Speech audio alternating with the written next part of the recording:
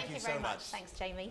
Thank you very much for having me. Jamie and Rayner, thank you in particular for making me feel so at ease. I haven't actually stood up and talked to an audience for like about 15 years. So I've really put myself out of my comfort zone, and you guys made it really easy for me. In fact, you made it so easy that I didn't worry too much about doing a presentation, so apologies if it's doesn't flow quite right. Yeah, so this, I just thought I quite often speak at Fairtrade school assemblies and just try to tell the audience a bit about me. So as you can see, I have had bananas are my vibe, as you can tell from my trousers. My kids have grown up with Fairtrade, and I was lucky enough, the bottom left, to be saving penalties in a banana field where the Fairtrade premium had been spent on a school for children. So I was there in my shirt saving penalties. So I've had my mum sometimes says to me, like, do you actually do any serious work at Fairtrade? And so this obviously doesn't paint that serious picture, but I've been at Fairtrade for 22 years, so half my life. So I do feel like it's really part of my soul, really, I suppose. But yes, so that's a bit about me. I'm also a West Ham fan. I do tell people that when I go out. But any Hammers in the audience? Oh yes, yes. There's always one. There's always one. Although not in Colombia. There's no Hammers. They're all Liverpool there.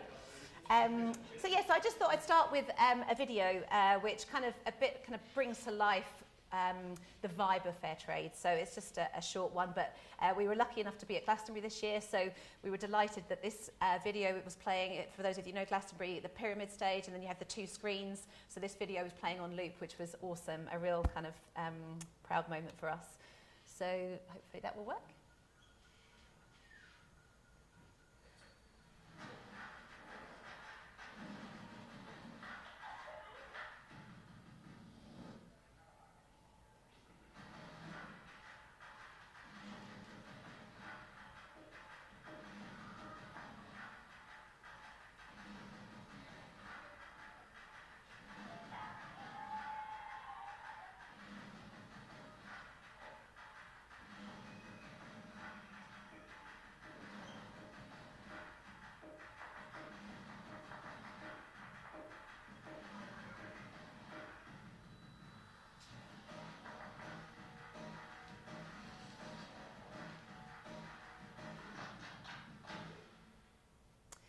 So I guess one of the things about that film is that it portrays the different aspects of fair trade that people don't often realise. So when we do consumer research, people often point to the fact that fair trade means a fair price for farmers and workers, but they don't often realise about some of the other aspects of the fair trade standards, including empowerment and the environmental standards that actually we also stand for.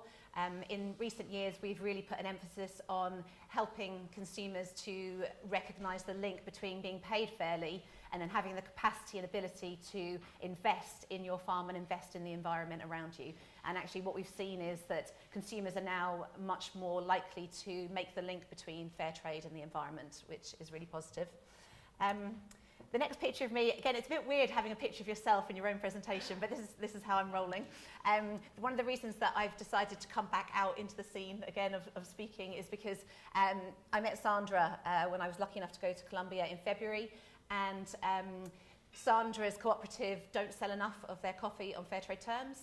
And if they were able to sell more, then they'd be able to invest in the simple things like decent cook stoves, which means that less people are exposed to throat cancer and some of the other challenges they face. And that's just one of the things that they'd like to do more of. So I feel like I need to come out and talk to more people and make sure that I'm doing whatever I can to talk more about why fair trade's important. So that's Sandra. So I guess what I'm here today is to try and to convey to you guys, we are celebrating 30 years of fair trade in the UK.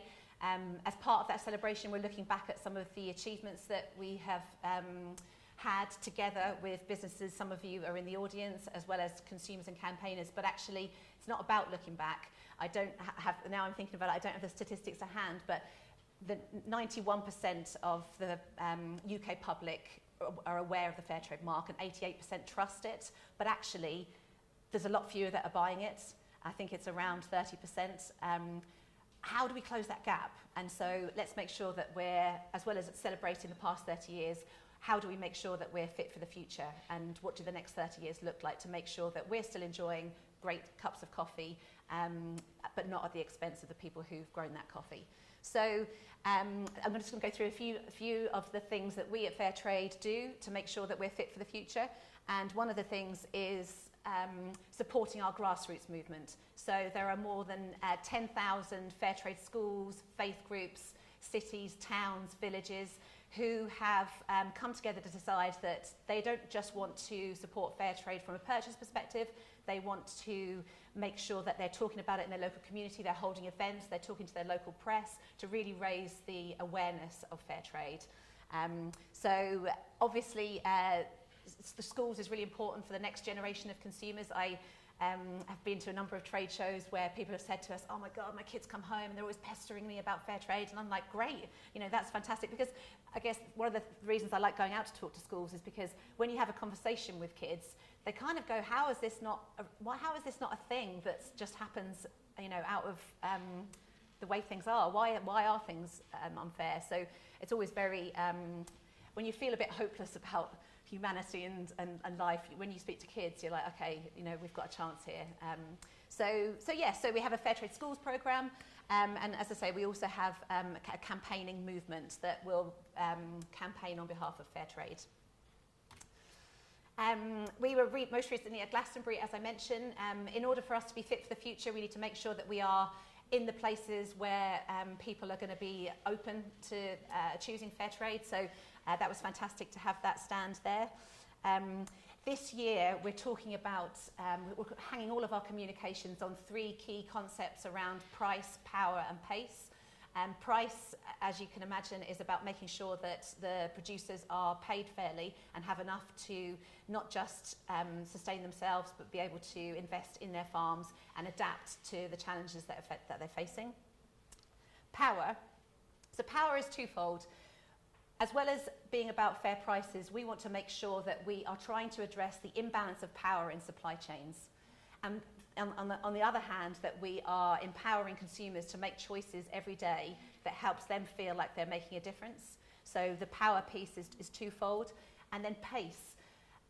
The world is very different to how it was in 1994, 30 years ago when we first started.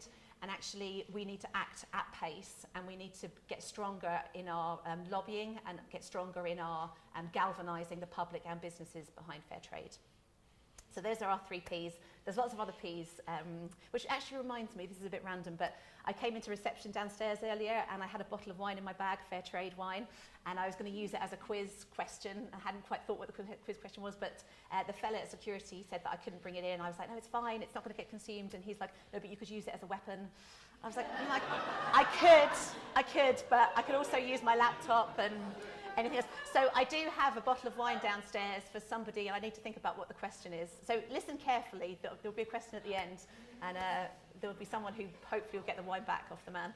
And Max, I don't know whether you had a chance to put some chocolate around. I'm aware that my slot is mid-afternoon, so I've got some Green and Blacks chocolate, and Green and Blacks are one of the brands that started 30 years ago. And I was sat next to Craig Sams, the founder, at our anniversary event. And he was just desperate to get on the stage and like talk about why he was passionate about Fairtrade and what he had to say. So we had to say, no, we can't all go up on stage. But anyway, another random one. But anyway, some Green Blacks chocolate coming around. Hopefully there'll be enough for at least half each. We are also looking at innovation. So I just realised this slide is in the wrong place. But we have recently, one of the ways in which we can be fit for the future is around innovation. And we've recently launched a new approach for Fairtrade. So we'll have our Fairtrade sourcing still, but we're also doing a thing called shared impact. And this is driven by the fact that whilst there are people who are producers who are Fairtrade certified, some of them are selling tiny amounts on Fairtrade terms, and that just isn't good enough. It means that Fairtrade isn't viable. If you're paying to be part of the Fairtrade system, you need to make sure that you're generating enough sales to receive that benefit. So in particular, this is a particular challenge in tea, but also a challenge for the likes of Sandra, who I mentioned earlier. So we have worked with the CMA, and they have agreed to allow us to move forward with that. So it's about pooling resources pre-competitively, and farmers being able to sell more of their volume on fair trade terms. So that innovation is really important for us to keep looking at, okay, how do we address some of the ways in which fair trade isn't working? And actually, fair trade isn't a fixed system that just is perfect. It's always going to need adapting and changing, and to stay relevant, we are looking at ways in which we can adapt. We're also looking at how we can make sure that we are looking at the kind of macroeconomic picture. How do we start addressing those trade policy issues that are really important, as well as people buying fair trade? We need to change those structures. So, for example, at the moment, we've got our Fairtrade Foundation manifesto. So we're calling on the government 3 things, or the next government: develop trade policy that works for people and planet, legislate to ensure responsible business, and strengthen UK aid by responding to the needs and priorities of farmers and workers who make a crucial contribution to the global food system. When I was in Colombia in February, there was a kind of a constant theme around, why should we be having to pay for something that when we're already struggling? These issues are important that we're trying to address, but actually the government needs to stay true to its promise of financial help for some of the issues that farmers are trying to tackle. Where is that money? Why is it not coming? So we are very much, we very much feel that responsibility to keep banging that drum on producers' behalf. So this is just a quick example of how we do it. We make sure that MPs are aware of how they can engage with their local networks of fair trade campaigners on these issues. We have an APPG, which is an all-parliamentary group that comes together to make sure that fair trade is on the table. It's being raised as issues in Parliament. So this is Holly Lynch, who is the chair, and Nimrod, who is a Ugandan coffee farmer. So yeah, making sure that these people are all connected, and we're doing as much as we can to address the issues. So this is live at the moment. We want to make sure that any candidates that are putting themselves forward understand that there's an appetite for fair trade in the UK, and we want to make sure that we're giving our campaign network the opportunity to message those guys. So that's something that you can do when you go away today if you wanted to email your local candidates. So this is a bit of a fair trade premium in figures. So we've got globally £1.7 billion in fair trade premiums have been paid between 1994 and 2022. In 2023, the UK generated sales generated an estimated £28 million. In 2022, worldwide sales of fair trade products generated £190 million of fair trade premium, and then the average fair trade premium amount earned by each producer organisation in 2022 was more than 99,000. So this is just a bit of a kind of facts and figures. Fair trade premium is incredibly important because for farmers and workers, it's the way in which they can decide for themselves how they best want to invest in their families or in their communities. So it's a really important part of the fair trade puzzle. This slide really brings to life the idea of the power imbalance that we're trying to address. So as you can see, it's the hourglass, so that the balance of power lies with kind of traders and retailers, and how do we make sure that producers are seeing more of that share of power.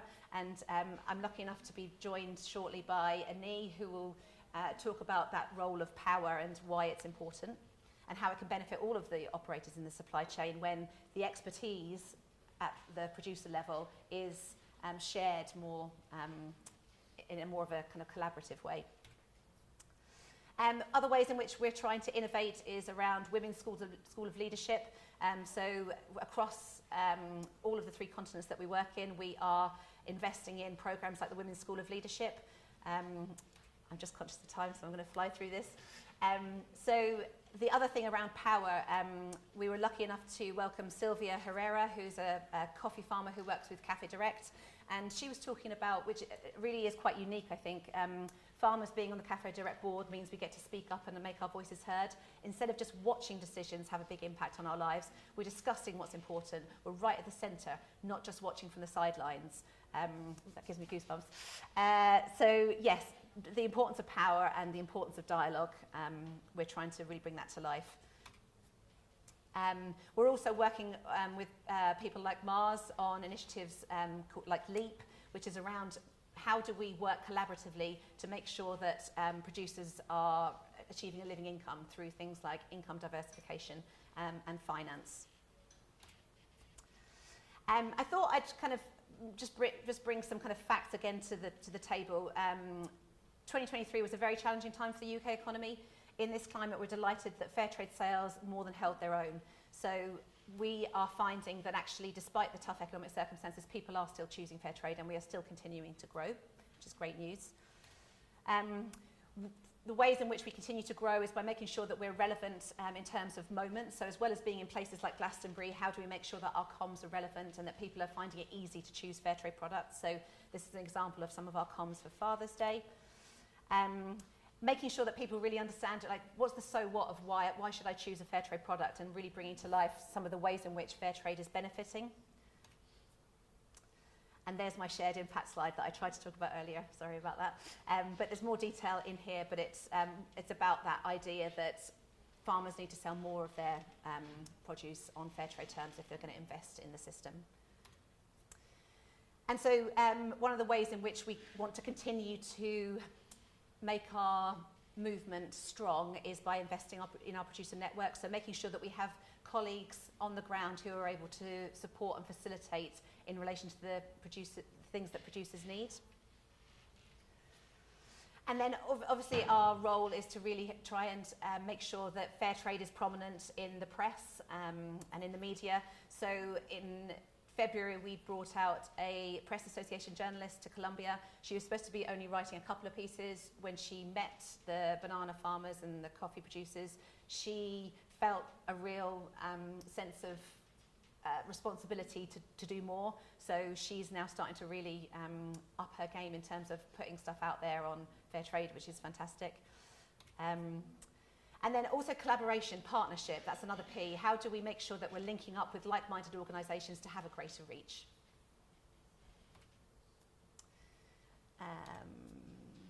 And then working with partners. One of the main reasons that people cite that they don't choose Fairtrade is because they don't see it as available and easy to pick up when they're out and about shopping. So it's really important for us to work really closely with our commercial partners to make sure that that isn't a reason why people aren't choosing Fairtrade. And actually, in the spirit of 2023 was a growth year for us, we also found that 2023 was the year that our retailer and brand partners committed to putting more point of sale out there and to talking more about their Fairtrade commitment online. Again, really positive in terms of setting us up for the future. And so I'll finish with our Fairtrade Fortnight campaign, which is in September this year. And it's about Be the Change. We want to encourage the UK public as a whole to choose Fairtrade as a way of making a positive difference or doing something positive in a world that sometimes does just feel really hard. And we want to make sure that people understand the ways in which they can be part of something really positive.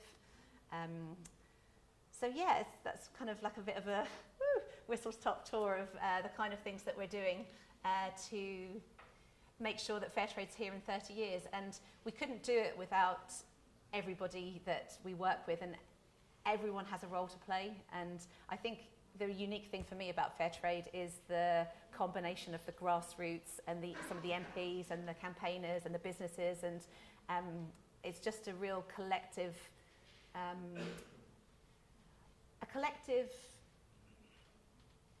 commitment by people to say, actually, I want to be part of something that's really positive. And so, yeah, it's a privilege for me to be part of it. So, and thank you for having me today.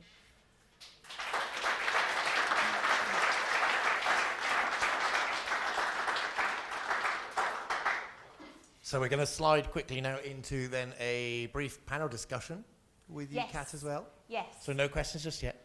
There will be questions to come, and there will be questions from Kat. If the rest of you guys want to come up, I believe you need this microphone as well, so I shall make sure this stays with you guys. Yes, lovely. So I think one of the things that I thought was interesting, our chief exec, Mike, came back from an event recently, and he said there was no producer representation on the panel that he was on, and quite often that's the case, and actually it's part of what we're trying to do is bring producer voice into as many things as possible. So I'm absolutely delighted to be joined by Anei. I will let them introduce themselves, and we are lucky enough to have an interpreter whose name I've completely forgotten, I'm so sorry. Lilybeth. So Lily Beth will do the interpretation. So yes, should we start with introductions?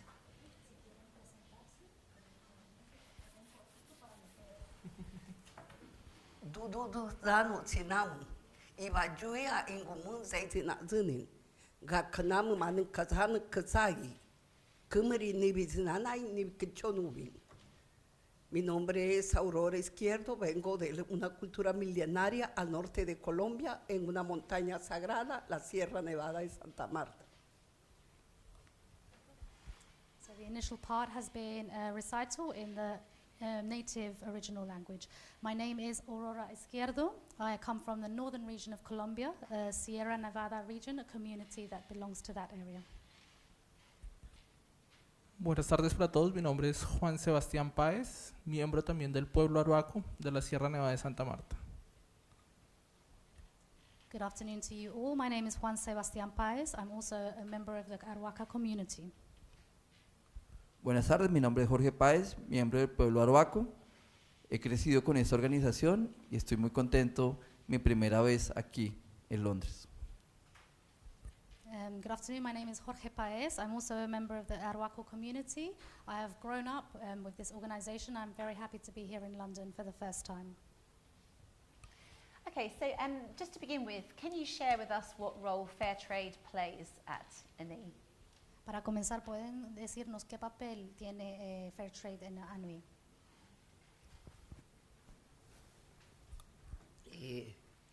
Para nosotros es tan importante, creo que tenemos una misión de cuidar el planeta, es la responsabilidad social y Fairtrade es tan compatible con nuestro, creo que es la responsabilidad social que tenemos todos en este planeta. Entonces creo que estamos cumpliendo con esto y ha sido muy importante para empoderar jóvenes, mujeres, para salir y no tener miedo al hablar. Creo que ha sido muy, muy importante. So for us, Fairtrade is very important. We have a mission all collaboratively to care for our planet. And we have the response from Fairtrade is compatible with Anei because we also have this social responsibility in this sense. We're fulfilling this objective, which is also in turn empowering young children, women, and I'm very happy to be a part of this organization.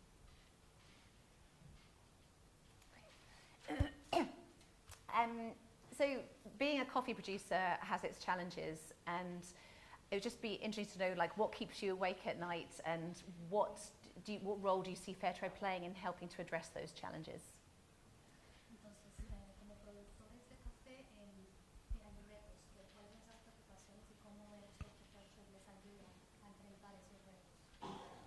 Bueno, yo creo que para entender un poco también los retos hay que entender un poco el contexto de donde venimos, ¿sí? Entonces contar un poco de este lugar, que es la Sierra Nevada de Santa Marta, que está al norte de Colombia. Nosotros somos un pueblo indígena milenario, que tenemos una cosmovisión, tenemos un sistema de conocimientos propios, unas lógicas con las que entendemos el mundo y que quizás una sociedad mayoritaria hay veces desconoce y en su modelo hace que cada vez se debilite más esas formas diversas que hay en los territorios. Y creemos que justamente es esa apuesta que milenariamente han tenido los mayores de conservar ese conocimiento, esa espiritualidad en nuestros territorios, y es el reto más grande que nosotros tenemos, y sentimos que el café, que el comercio justo nos ha permitido empoderarnos, ¿sí? Nos ha permitido llevar también ese mensaje que nosotros tenemos a través del café. Sentimos que es quizás de lo más valioso, ¿sí? Que al final nosotros sentimos no solo entregamos un café, sino una forma de entender el mundo, de relacionarnos, que nos permite seguir existiendo desde esa visión.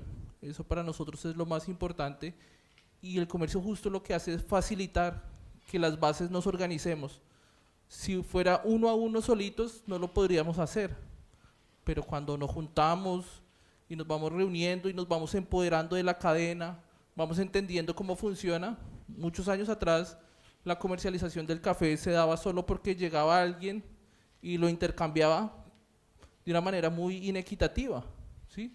Hoy en día puede haber otro tipo de relación donde nosotros mismos acopiamos nuestro café, lo podemos llevar hasta una trilladora, lo podemos exportar. Obviamente eso ha tomado años aprenderlo, pero ha sido gracias también a ese acompañamiento y ese empoderamiento que da el comercio justo que lo podemos hacer y hoy estar aquí.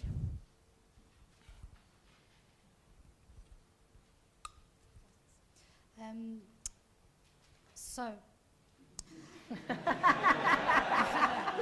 I think as coffee producers, we all have our challenges, but in order to understand those challenges, we need to also understand the context that we are facing those challenges in.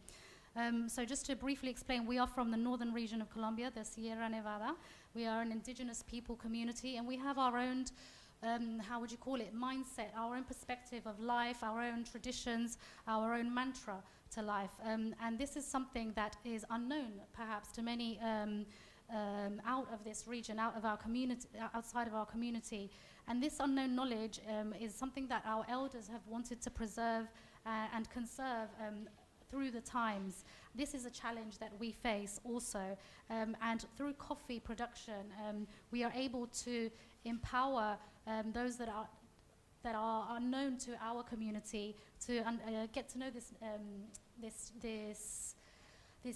traditions, not just give our coffee out to the world, but also share the knowledge of our tradition, of who we are, of our existence, and the perspective of life that we have around existence. Fairtrade has helped us to empower people with this understanding and empower the supply chain so that they're all aware of those that knowledge that we have at origin. In this case, it takes years to learn, the processes that we have used for the production of our coffee, and Fairtrade has allowed us to conserve these traditions and these processes and share those on with future generations. Thank you. So how does Anei see how working with Fairtrade can support businesses to meet their kind of own corporate social responsibility and human rights and due diligence objectives? What's the link?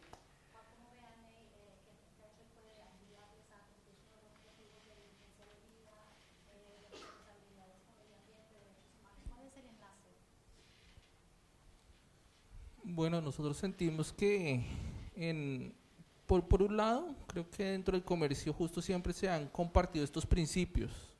Eso es algo que no solo ahorita por el cambio de reglamentación o de regulaciones se está dando, sino que se han tenido esos principios, y yo creo que eso logra impulsar que desde las bases se vayan dando en este camino. Hoy en día que hay tantos cambios en la normatividad de debida diligencia, de deforestación, pues hay más retos, y yo creo que la ventaja es que el comercio justo está también aquí escuchando qué está pasando, qué se está pidiendo, y está buscando cómo se diseñan herramientas para que desde las bases los productores las podamos utilizar. Si hablamos de deforestación, por ejemplo, que se escucha mucho en Europa, ya hay una herramienta donde nos permite cargar esa información y hacer un monitoreo cómo nos encontramos en nuestras unidades productivas, si estamos cumpliendo o no estamos cumpliendo, para ver qué planes de acción podemos hacer.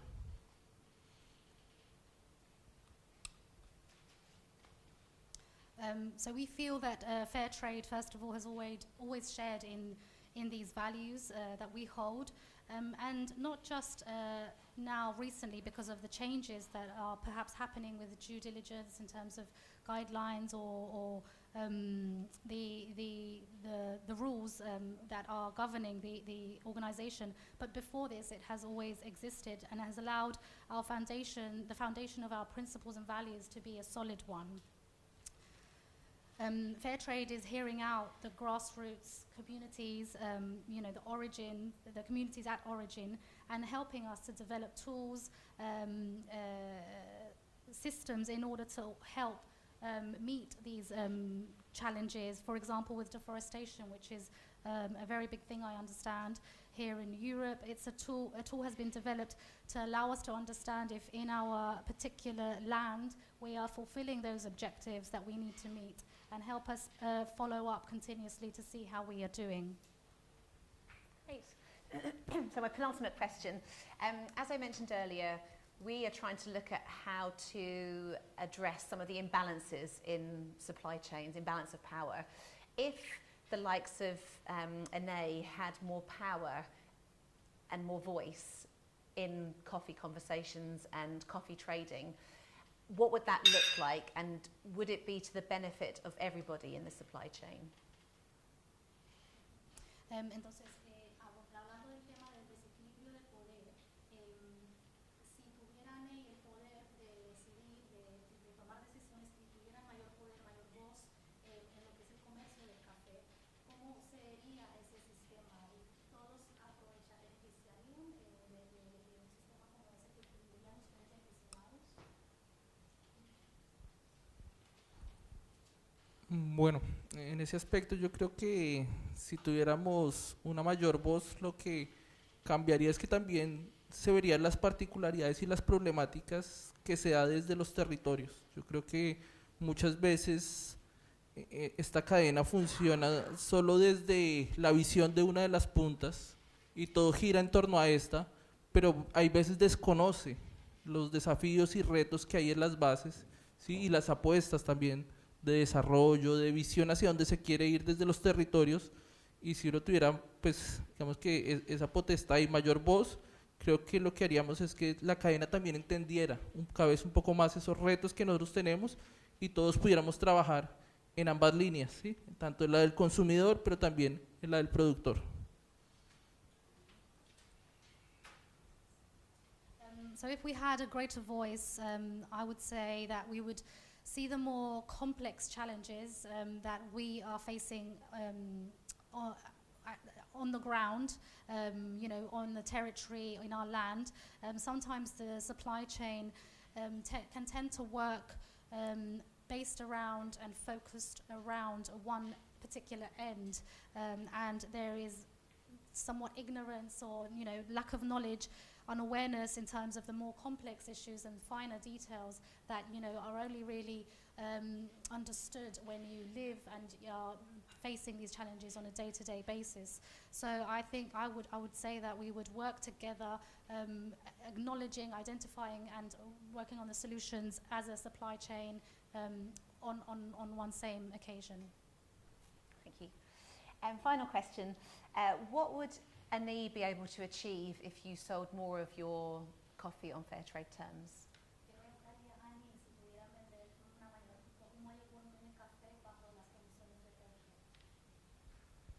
Bueno, yo pienso que desde nuestra comunidad, voy a poner un poco de contexto, somos 70.000 personas dentro del pueblo arhuaco que vivimos en la montaña sagrada Sierra Nevada. Para nosotros desde pequeños nos enseñan que el territorio en sí es como si fuera una persona, entonces vamos compartiendo espiritualmente y físicamente con que nuestro territorio esté bien, con que haya amor con el semejante, que haya amor con nuestro territorio. Entonces yo creo que con más ventas de Fairtrade haríamos una cadena más amorosa para todos, para que tengamos mejores vidas y con nuestros territorios, respetarlos más, respetar nuestros espacios, nuestros ríos, nuestras montañas. Yo creo que con la compra de café se logra soportar una cultura milenaria que tenga una vida digna y que podamos seguir haciendo lo que hemos venido haciendo por siglos.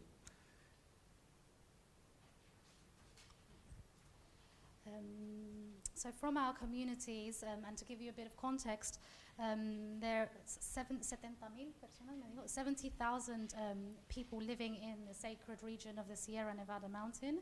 And we are taught from a young age that the Sierra is a person, a territory that needs to be also cared for, looked after, and to be kept in a good condition. And by this way of sharing love, we also need to ensure that, you know, we continue to share greater respect towards our environment, the mountain, the rivers, every area, aspect of our environment, in order to be able to continue with this legacy, with this project of sharing the knowledge from fair trade and conservation that we wish to also portray and transmit. Thank you. Thank you very much. That's all my questions. Awesome, thank you so much, guys. Is anybody in the audience got any questions? Yes.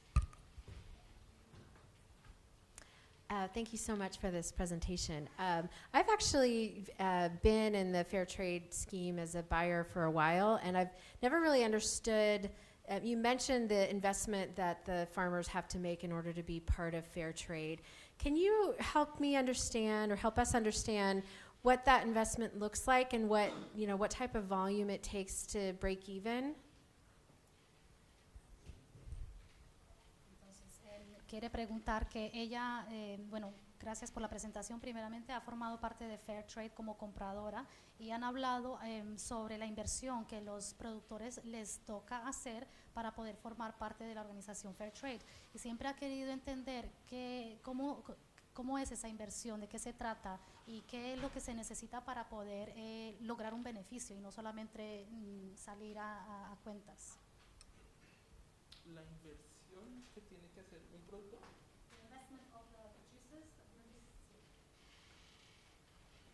Bueno, a ver si yo entendí bien la pregunta. Por un lado tenemos que hacer el proceso de certificarnos, que tiene un costo, ¿sí? Y dentro de Fairtrade se promueven unos principios, ¿sí? Como es la democracia, ¿sí? Entonces lo que se pide es que haya esa participación desde las bases para la toma de decisiones, ¿sí? Que haya todo el tema de trazabilidad, también se mira, hay todo un capítulo de medio ambiente. Entonces es el cumplimiento de estas líneas que para nosotros sentimos que es afín a nuestra visión, y luego que tenemos, digamos, cuando logramos las ventas Fairtrade hay un premio, ¿sí? Que nosotros mismos también hemos desarrollado en un plan de desarrollo en que lo invertimos de esas líneas justamente, que muchas veces está en el fortalecimiento cultural, en el empoderamiento de la cadena, en la formación de los jóvenes y los miembros en todos los eslabones de la cadena, y todo el tema medioambiental también está priorizado en nuestro plan de desarrollo. No sé si hacia ahí iba la pregunta. Okay, so I'm not sure if this answers your question, but first of all, we have to go through the process of certification, which has a cost, which we have to cover. Fairtrade also has various principles and requirements which we need to fulfill, such as democracy from the grassroots level, ensuring that our organization complies with those democracy principles. Traceability also, so being able to be, followed up, monitored, and have a system which allows for that to happen. Environment as well, fulfilling the requirements that Fairtrade needs us to, ensure that we're fulfilling in terms of environment care. And we think that links in perfectly well with our, obviously, perspective, our vision, our foundations. And then the premium which we receive as a sort of prize for having fulfilled all the requirements we need to is the investment which is the premium which we then invest, and we can invest that according to our plan, our specific plan, in empowering youth, in looking after all projects for the protection of the environment, and so on. Any other questions?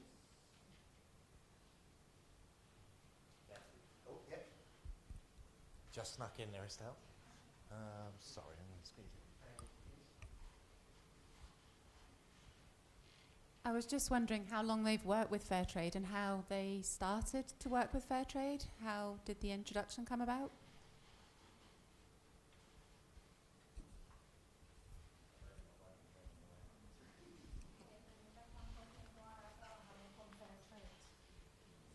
And the second question was how the introduction came up.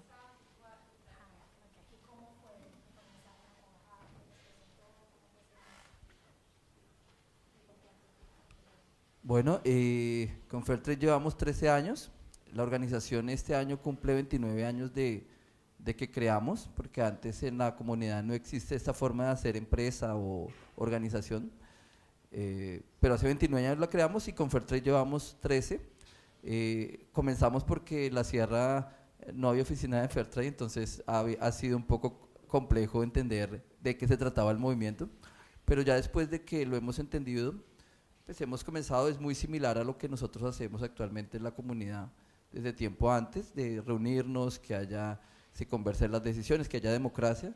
Entonces nos ha parecido un movimiento que nos permite conectar con personas que les parece un mundo mejor, la alternativa y que el café pueda ayudar a hacer un mundo mejor. Estamos muy contentos de estos 13 años, conocer muchas personas alrededor del mundo que están pensando en cuidar esta casa grande que es el planeta.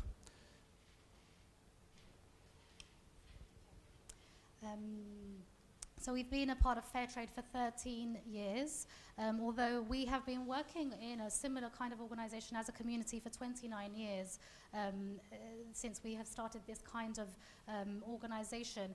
We then started to understand what Fairtrade was about, and we understood that the work that Fairtrade does was really similar to what we were already sort of organizing ourselves. We started to, which is gathering together as a community, identifying challenges, taking decisions in a democratic way, and we started then to work with Fairtrade once we understood that this was very similar to what we do, as it also allows us to work alongside other people on a more international level, but that also are like-minded and that seek to protect this planet that we all are a part of. Right, one more question up this way. Bueno, muchas gracias. Venimos de Costa Rica y tengo una pregunta que siempre nos preocupa a todos los productores. ¿Cuál es el costo de producción que tienen ustedes en sus fincas? Y si el precio mínimo de Fairtrade actual, en caso de que el mercado esté muy bajo, es suficiente.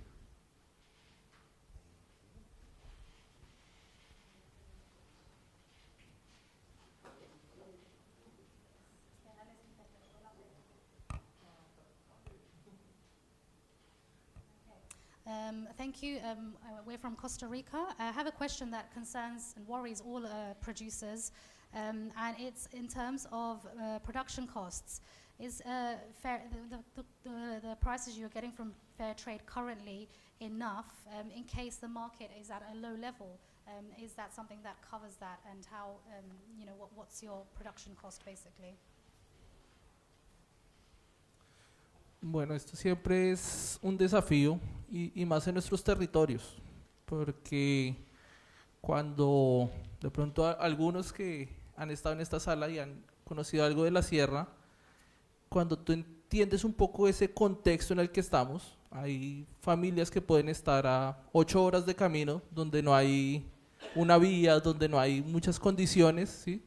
No hay energía, empieza uno a decir, quizás es muy difícil que el precio del café empiece a compensar todo esto, cuando empieza a costear cada esfuerzo que tiene que hacer una familia para sacar el café. Ahí decimos, hay unos desafíos, siento que hay unos impulsos que se han tratado de hacer para que haya un precio mínimo un poco más justo, pero sigue siendo cada territorio muy diverso, ¿sí? Y sus estructuras de costo cambian, ¿sí? Entonces, cuando vamos al mismo Colombia, es distinto estar en el eje cafetero, ¿sí? Tolima, si estamos por los lados de Planadas o Huila, o si estamos en la Sierra Nevada, ¿sí? Entonces, creo que hay que dar unos pasos un poco más de entender cómo es cada territorio cuando compramos un café, no solo en su perfil, no solo en su puntaje, sino también en su contexto, también socioeconómico, cómo está, y cómo podemos también compensar un poco este trabajo.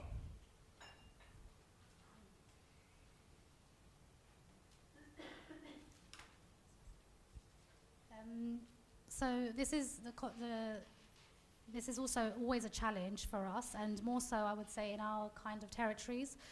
Some of you that might know our specific context, we have some families which are about 8 hours away walking. Some are in regions that have a lack of electricity. So it's very different. In terms of, it is very difficult, for the price of coffee to sometimes compensate those specific challenges that we have in our territories and challenges. There have been efforts for a fair minimum price to be set, but I think it's really important to understand that the regions vary so much, even within Colombia itself.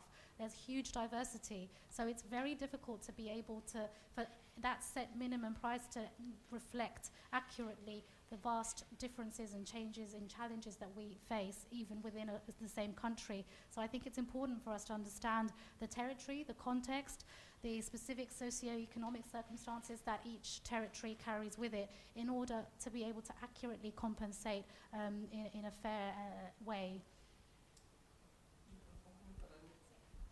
Y solo como para complementar un poco, cuando analizamos los costos que el productor saca directamente de su bolsillo, pareciera que dan las cuentas en algún momento, pero justamente es porque al ser pequeños productores terminamos subsidiando gran parte de la mano de obra, ¿sí? Porque es la misma familia la que está trabajando, es la misma persona que está llevando el café, que está haciendo todo esto, pero cuando le ponemos todos esos costos, si se pagara, todavía sentimos que hay un desequilibrio para poder compensar todo el trabajo que hace una familia. So just to add, when we analyze and take a closer look at the costs that come directly out of the farmer's pocket, it seems to be okay, you know, we break even, but if, you know, as a small producers, when we start to analyze these costs, which we tend to subsidize, you know, many things, you know, just taking, I don't know, getting somewhere, to paying for transport out of our pockets, all these things, if they're added up, then, you know, it then looks very different because there is so much coming out of our pockets because we're working in small family groups, and if you were to really itemize those things, it would be a very different story. Right, well, we're at time for a break. Oh, yep, a little follow-up, one will sneak it in. Bueno, no sé si nos pueden dar la información. Les doy un ejemplo. En Costa Rica, el Instituto del Café, el costo de producción en Costa Rica es de $160, el costo de producción en Costa Rica. Yo entiendo que por quintal lo divides los 160 entre 46. Entre 46. 3.47 el kilo, el costo de producción. Entonces, un comercial. No sé si pueden dar el dato. Yo sé que su región es diferente a otras y si tienen que incluir, digamos, la mano de obra de las familias y todo eso, un costo aproximado, pero en dólares, digamos, el saco de café, el quintal, el kilo. En Costa Rica es $160 por 46 kilos de café, el costo de producción en Costa Rica.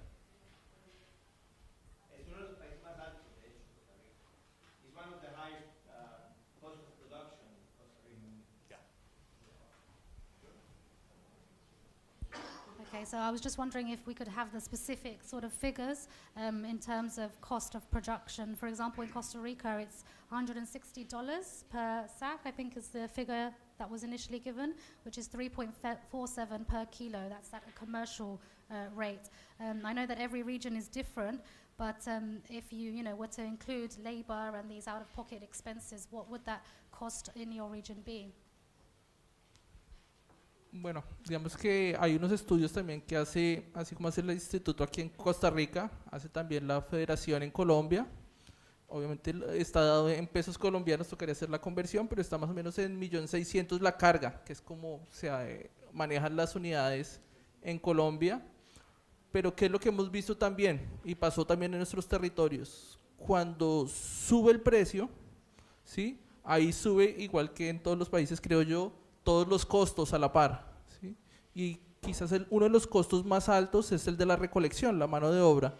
Entonces ese también ha subido de una manera muy rápida y tuvimos dificultades porque cuando bajó el precio, también luego se devolvió un poco, esos costos que habían subido no se devuelven tan rápido y queda otra vez el productor en aprietos, ¿no? Ahí ha sido también bastante complejo esos movimientos del mercado cuando se dan de forma rápida, poder adaptarse, ¿sí? Pero en Colombia estamos hablando hace 2 años, en 1.600.000 la carga de café.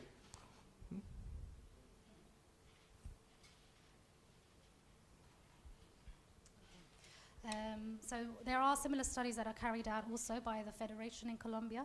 At the moment, the price we have, and this is in Colombian pesos, we'd have to do a conversion, is 1,600,000 pesos per, I think it's sac. Carga es como saco? 125 kilos is the equivalent of, is how it's measured there.